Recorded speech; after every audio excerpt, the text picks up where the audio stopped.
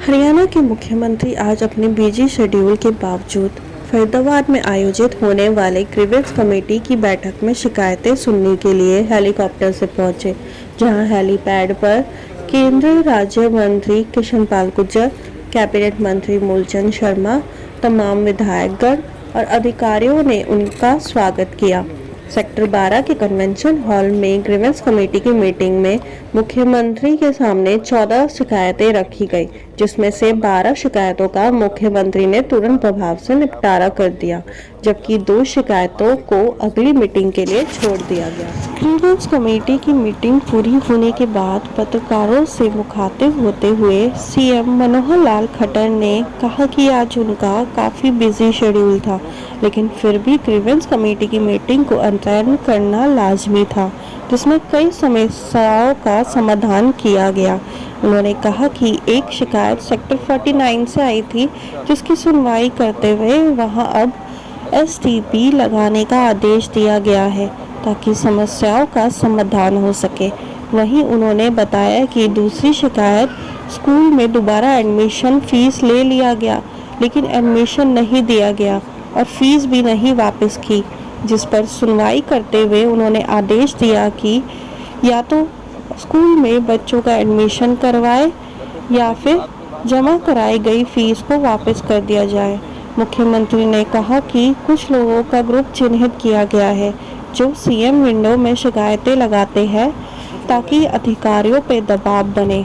मुख्यमंत्री ने कहा कि इस तरह के सीएम विंडो का दुरुपयोग करने वालों को चलित किया जाएगा। वहीं मुख्यमंत्री ने बताया कि एक पड़ोसी के बगल में बनने वाले मकान के चलते उसके मकान में दरारें आई और काफ़ी नुकसान हुआ, जिसके आकलन कमेटी ने किया और बताया कि उक्त मकान को लगभग 15,35,000 का नुकसान हुआ है। इसको लेकर आदेश दिए कि पीड़ित उक्त को रकम दी जाए और अन्यथा मकान को रिज्यूम करके रकम वसूली जाएगी। मीटिंग रहती है, हालांकि थोड़ा मेरा प्रोग्राम बहुत टाइट था, फिर भी मैंने कहा फरीदाबाद गए हुए बहुत समय हो गया, तो मेरी मासिक जो ग्रीवेंस कमेटी होनी चाहिए डिवीजनल कमिश्नर के जिम्मे मैंने लगाया हुआ है, फिर भी आज आकर के और केवल इसी कार्यक्रम के लिए मैं आया हूँ।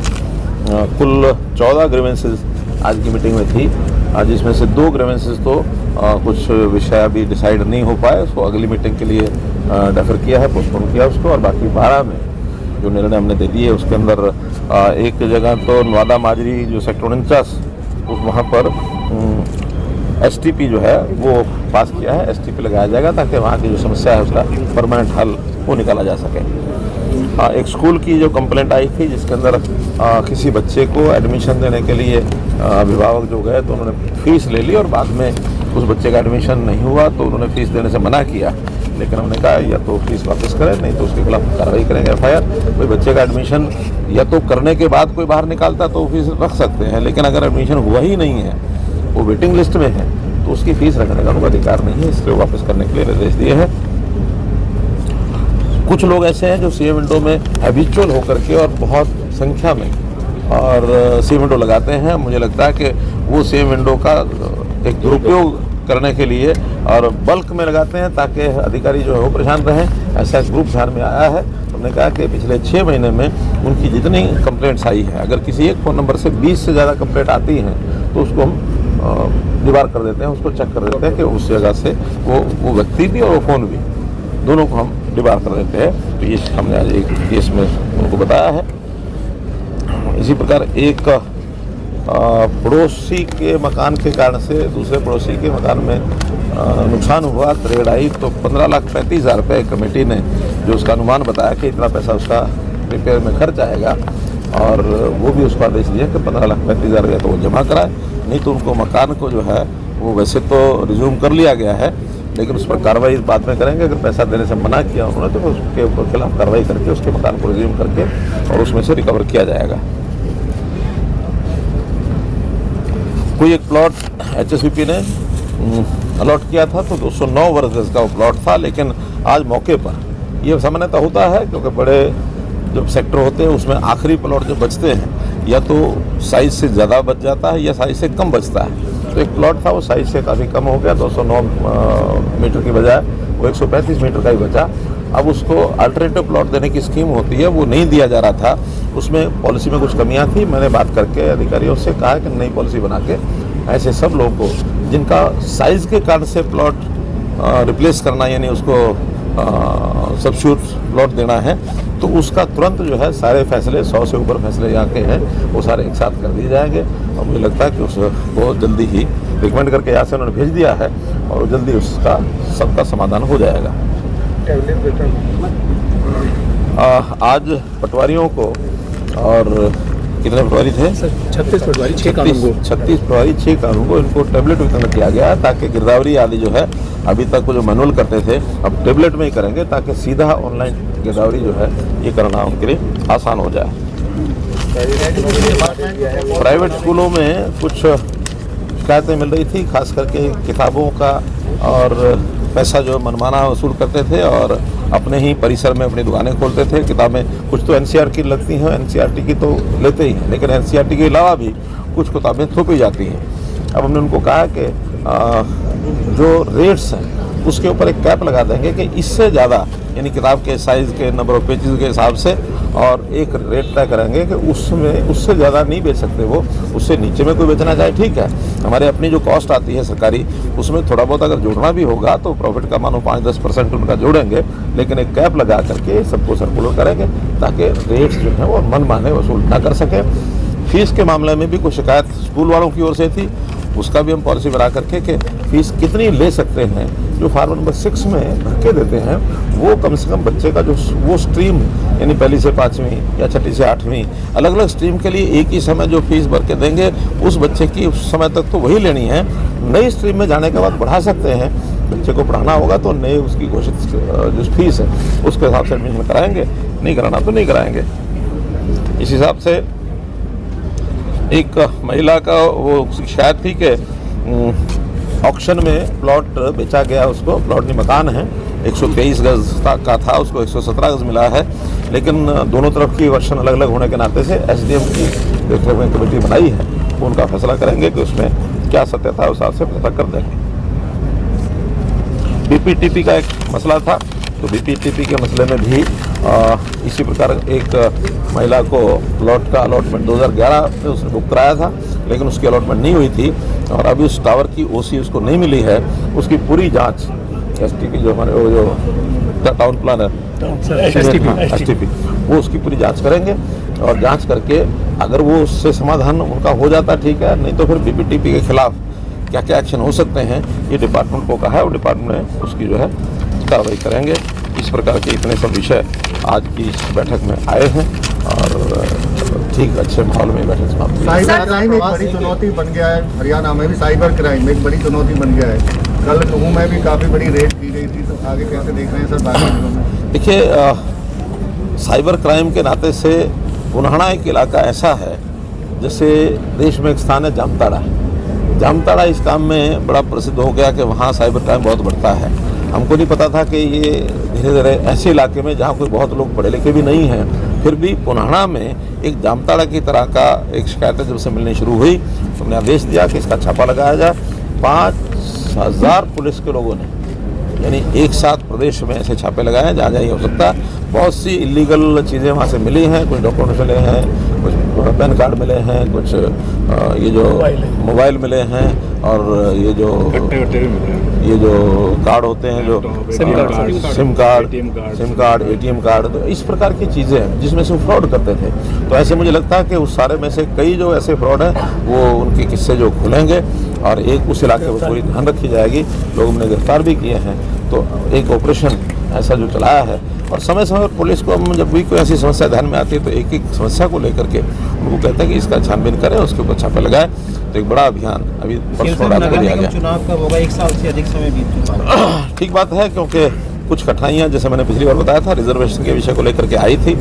अब लास्ट जो बैकवर्ड क्लास कमीशन हमारा बना है उन्होंने अपनी रिपोर्ट दे दी है और उस हिसाब से अब उसकी रिजर्वेशन आदि वार्डों की वो होनी है और मुझे लगता है इस महीने के अंदर कभी भी इसका अनाउंसमेंट हो सकता है। लगातार प्रवास चल रहा है, अगला प्रवास कहाँ और प्रवास के दौरान क्या क्या देखने को मिल रहा है, किस तरह की जो सरकार की योजना है वो लोगों तक? प्रवास तो यहाँ आया हूँ, ये भी प्रवास है, रेवाड़ी जा रहा हूँ, वो भी प्रवास है। स्पेशल आपका जनसंवाद के जो कार्यक्रम है अभी 1, 2, 3 दिन का मेरा कुरुक्षेत्र जिले में है और फिर उसके बाद 15, 16, 17 सिरसा जिले में है। अलग अलग कोनों के अलग अलग जिलों में महीने में 2 या 3 जिले ऐसे में कर रहा हूँ। प्रियंका गांधी पहुंची है, दीपक हुड्डा भी पहुंचे जंतर मंतर पर। आज उन्होंने गिरफ्तारी की मांग की है। जंतर मंतर पर जो खिलाड़ी बैठे हैं, आज प्रियंका गांधी भी पहुंची, दीपेंद्र हुड्डा गिरफ्तारी की मांग की है और हटाने की फसलें। देखिए, क्योंकि सारा विषय दिल्ली केंद्रित है, केंद्र सरकार के लोग उसको ध्यान रखे हुए हैं। हमारा स्पोर्ट्स डिपार्टमेंट है, वो भी सब उस पर ध्यान है। सुप्रीम कोर्ट में भी केस गया है, इसलिए अल्टीमेटली मुझे लगता है कोई सोल्यूशन इसका ठीक निकलेगा। सर, जो सीबीएसई स्कूल्स हैं, जिला शिक्षा विभाग की टीमें शिकायत मिलने पर जब जाती हैं वहाँ पर, तो वो कहते हैं हरियाणा सरकार का और जिला शिक्षा विभाग का कोई राइट नहीं है कि वो वहाँ पर कोई किसी तरह की जांच करे। ऐसा नहीं है। जो शिकायत किसी सिटीजन की होती है, जेन्युइन शिकायत है, तो हर प्रकार के चीज़ें उसका जो हल करना है उस जेन्युइन शिकायत का, वो हमारा अधिकार है, पूरा हम करेंगे। कहीं भी अनैतिक तरीके से कोई बात होगी उसको चेक करने का अधिकार पूरा है। उनकी नियमावली अपनी है, नियमावली के हिसाब से अगर वो चलते हैं तो हमें कोई इसमें दिक्कत नहीं है। नियमों को तोड़ने का काम कोई भी करेगा उसको हम चेक करेंगे। 2024 को लेकर लगातार सभी पार्टियां दावे कर रही हैं। आपने भी पिछली बार 75 पार का दावा किया था, अब की बार किस तरीके से देख रहे हैं? अभी 2024 आने दो, अभी तो 23 ही है। बैठक ली है, रूप से प्लॉटिंग की जा रही है, इलीगल रूप से कहाँ गजपुरी टोल प्लाजा के ऊपर 125 एकड़ में, जो कि क्या नाम इंडस्ट्रियल प्लॉटिंग की जा रही है। डीसी साहब से बात करते हैं तो डीसी साहब कह रहे हैं कोई शिकायत हमें दिलवा दीजिए और हम उसके ऊपर एक्शन करेंगे। सर, अधिकारियों की बैठक में क्या कुछ खास चर्चा हुई? फरीदाबाद का विकास कैसे गति लेगा? अभी मैंने बताया, वही तो बताया। सीएम साहब, नीचे बैठक हुई है सर। मनोहर सरकार ने अच्छी नीयत के साथ फरीदाबाद का चयन किया था स्मार्ट सिटी बनाने के लिए। लगातार अच्छी नीयत के साथ पैसे भी आ रहे हैं, करोड़ों की लागत इस पर विकास में लगाई भी जा रहे हैं। बावजूद इसके फरीदाबाद शहर विश्व के 4थे नंबर पर आया है प्रदूषण के मामले में। उसको लेकर क्या कहेंगे, किसकी कमी मानते? पत्रकारों को सीएम ने बताया कि आज 36 पटवारियों को टैबलेट वितरण किए जाएंगे ताकि टैबलेट के माध्यम से सीधे गिरफ्तारी करना आसान हो सके। स्कूलों की शिकायत के ऊपर बोलते हुए उन्होंने कहा कि प्राइवेट स्कूलों में खासकर किताबों का मनमाना पैसा वसूला जा रहा है और स्कूलों में दुकान खोलकर वहीं से किताबें खरीदने को मजबूर किया जा रहा है। वहीं एनसीईआरटी के अलावा अपनी किताबें भी बेची जा रही है, लेकिन अब किताबों के रेट उनके पेज के हिसाब से तय किए जाएंगे और फीस को लेकर भी पॉलिसी लगाई जाएगी। पीपीटीपी बिल्डर को लेकर एक शिकायत के बारे में मुख्यमंत्री ने बताया कि एक महिला ने 2011 में पीपीटीपी में फ्लैट बुक करवाया था जो उसे नहीं मिला। इस पर जांच के आदेश दिए और जांच के बारे में बीपीटीपी पर कार्रवाई की जाएगी। नहीं, वो फार्म नंबर 6 में हर साल इनको डिक्लेयर करनी होती है फीस। प्राइवेट स्कूल सरकार को फीस बताता है कि मेरे पहली से लेकर के 5वीं तक ये फीस रहेगी, 6ठी से 8वीं ये रहेगी, हर क्लास की फीस बताते हैं और उस फीस का डिक्लेरेशन करते हैं, तभी कोई अभिभावक को एडमिशन देता है। उससे ज्यादा लेंगे तो हम कंट्रोल करेंगे। ये तो डिक्लेयर करने के बाद फिर जिसने पढ़ाना पढ़ाए। अगर कोई डिक्लेयर करता है मुझे तो 500 रुपये फीस लेनी है, तो 500 में जिसको जरूरत होगी दाखिल कराएगा, जिसको नहीं होगी नहीं कराएगा। लेकिन एक जो पूरा स्ट्रीम है 5 साल का, जो एक बार डिक्लेयर होगा उसी में पढ़ाना पड़ेगा। नया स्ट्रीम एडमिशन करते समय आप चेंज करो ताकि उसको ऑप्शन मिल जाए। ये नहीं कि पहली से 5वीं तक आप पढ़ा रहे हैं और उसमें आपने 3री क्लास में बच्चा गया, आपने फीस डबल कर दी, वो ना इधर करा ना उधर करा। ऐसे करते हैं ना सर। आपका जो हरियाणा गवर्नमेंट है, हर साल फॉर्म 6 भरा जाता है, उसमें फीस भरी जाती है। 2020 में कोरोना आया, 2020-21 में कोई जो बच्चा पहली से 5वीं का आपने पहले में मानो 2014 में दाखिल कराया, उस समय पहली से 5वीं की जो फीस निर्धारित की, 5 साल तक आप बीच में बढ़ाएंगे तो नए एडमिशन के लिए बढ़ाएंगे, उनके लिए नहीं बढ़ाएंगे, 5 साल तक वही देंगे। इसके बाद बच्चा 6ठी में जाता है, 6ठी से 8वीं, वो 3 साल के स्लैब में जो आपने 6ठी के समय डिक्लेयर किया वही 8वीं तक लेंगे, ज्यादा नहीं लेंगे। 8वीं के बाद 9वीं 10वीं, अभी हम 9वीं से 12वीं कर रहे हैं, लेकिन 9वीं 10वीं अभी तक था और फिर 11वीं 12वीं था। ये 4 स्लैब है, 4 स्लैब की फीस हर बार उसको आपने इन्हें निकालना, 6ठी में निकालना तो निकालना, 6ठी में आप बंधे हुए नहीं है उस फीस से जो 14 में थी। पहली से 5वीं तक बंधे हुए हैं, 6ठी से 8वीं फिर बंधे हुए हैं, जो आपने 6ठी में एडमिशन दिया, 6ठी से 8वीं जो डिक्लेयर किया उसमें बंधे हुए हैं। 9वीं 10वीं फिर एक साथ 2 साल के लिए बंधे हुए हैं। 11वीं 12वीं ऐसा नहीं कि पहली से लेकर 12वीं तक आप जो है 2014 में जो तय कर दिया उससे बंधे हुए, बिल्कुल नहीं बंधे हुए। इनको देना ही पड़ेगा हर। सर, इन्होंने हाईकोर्ट में केस डाला हुआ है कंप्लेनेंट ने तीन नहीं, वो केस वो सारा वहाँ से अभी कराएंगे, पॉलिसी बनवाएंगे और उस पॉलिसी को हम बताएंगे कोर्ट को कि ये हमारी पॉलिसी है, उसमें कोई अभिभावक परेशान नहीं कर सकता स्कूल वाले को। बहुत बहुत धन्यवाद। हाँ, ये दोनों चीज चल रही है, अभिभावक स्कूल वाले परेशान करते हैं, सर स्कूल वाले दिल से बहुत बहुत धन्यवाद ये पॉलिसी के लिए। बिल्कुल स्पष्ट होना और चाहिए, एक पैसे का भी प्रॉफिट नहीं चाहिए, बुक्स में नहीं चाहिए, और बल्कि हम सब्सिडी भी देंगे। चलिए, अब इस समय लेटेस्ट कुछ है क्या आपका?